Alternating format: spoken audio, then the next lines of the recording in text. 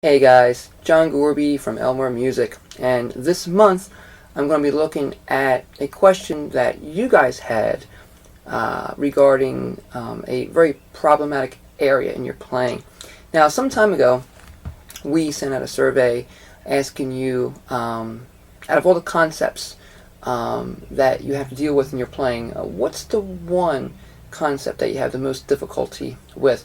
And the overwhelming response was changing chords. And this is something I see day in and day out in my own teaching, and it's something that I'm sure you're having a problem with. So this month I'm going to address that. I'm going to talk about some things that you're probably doing wrong, and I'm going to also show you some ways you can correct that as well. So let's get started.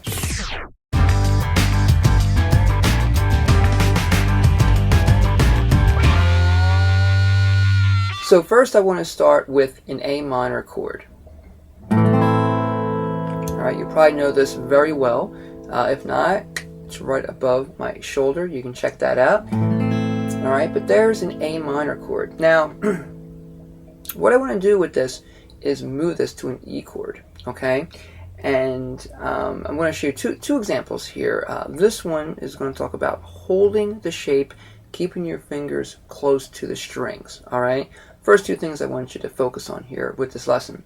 Holding the shape by keeping your fingers together and keeping your fingers close to the strings as you make the transition. So, here's the A minor. Now what I'm going to do is, I'm going to keep the shape, I'm going to move my fingers up one set of strings. And there's my E chord. And there's my A minor again. So you can see why this is a really great example. It's the same shape. I don't have to really change anything.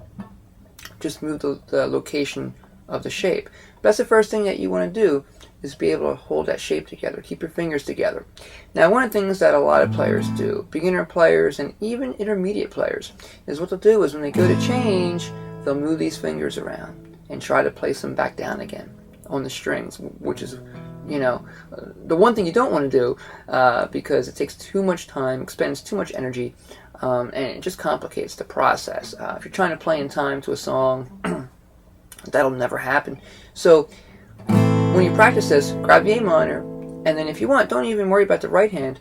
Just see if you can hold the shape, keep your fingers close, and then move to the chord, move to the E chord. And then when you have the E chord established, move it back down to the A minor again. Okay, and then of course you can put in some strum patterns and start working on those. Okay, now the next thing here I want to deal with, next concept, is the idea of gliding your fingers along each other. Alright, so we're going to grab, say, the E minor now. Alright, there's an E minor shape. I think we all know that one. And what we're going to do here is, step one, is we're going to take 2 and 3 finger and move it down to the 4th and 3rd string. Now let me back up for just 1 second here, because it's real important to realize too that I could have played this with my 1st and 2nd finger. Alright, still an E minor chord. However, because of where I'm going to an A minor chord, so I want to set up for that. So it's going to be a lot more work if I go from E minor to A minor, and I'll show you that in just a moment. But first, let's go back to 2 and 3.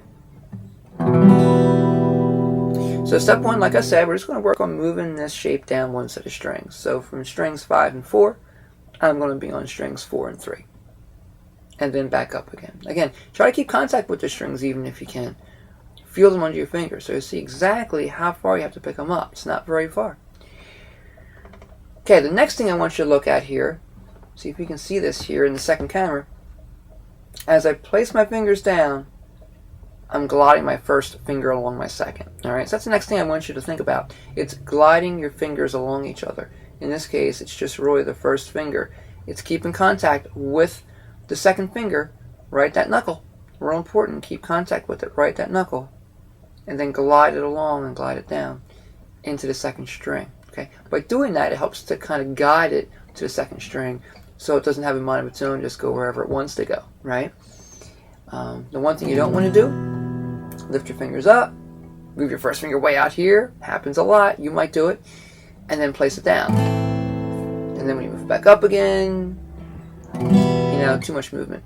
So E minor to A minor should just look like this.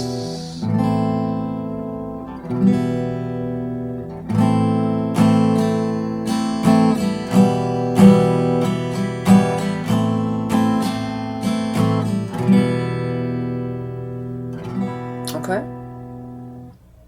So we just did 2 chords here. Alright? Let me give you a third.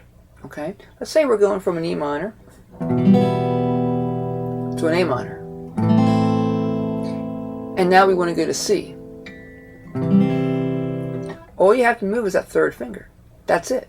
Because your 2nd finger and your 1st finger have the same notes in common between those 2 chords, A minor and C. So the 3rd finger stays very close to the 2nd finger. It doesn't just come way out here, right? It stays very close, glides along the 2nd finger, and goes right up on that 3rd string. So A minor, and there's a C. So you can see that this way.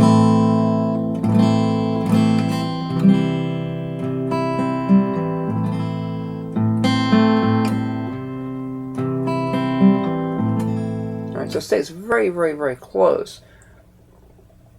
Now let's go back again, and let's talk about why I didn't want to play the E minor with the 1st and 2nd finger. Alright, this is another problem. It's using, I don't want to say incorrect fingering, but using inefficient fingering that makes more work for yourself to get to the next chord. Here's the E minor with 1 and 2. Now I have to put my 3rd finger down, and then take my 1st finger and place that down. Alright, so it's really like 2 motions now going on. Eventually it'll be 1 motion, but 2 actions.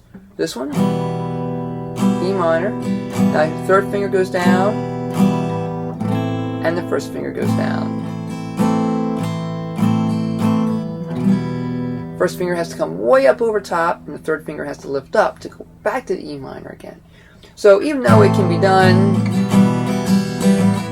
and it's okay, I'd rather take this route. It just feels better. It's less cumbersome, and you know there won't be any errors. You won't have any fumbling around to do. It'll be easier. Okay, so it's all about efficiency. Holding the shape if you can, gliding your fingers along each other, guiding them into their proper place on the strings and in the frets, and keeping your fingers close to the strings as well, and repetition, repetition, repetition. Practiced with enough repetition, those 3 concepts, you shouldn't have any problems. You should be able to master really any chord transition and feel better about your playing. Alright, so that's going to make your playing a lot smoother right there. Alright, so this month it's all about changing chords. Go grab your guitar, get to work, have fun. I'll see you next month.